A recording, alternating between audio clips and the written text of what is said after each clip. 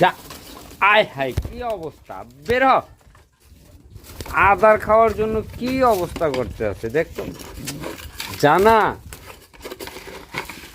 এই দেখ।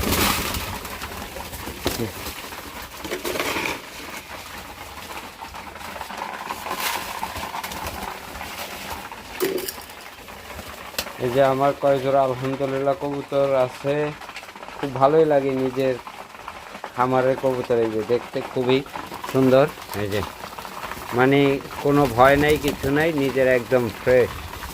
এই যে কবুতর দেখেন, দেখেন কত সুন্দর, মাশাআল্লাহ।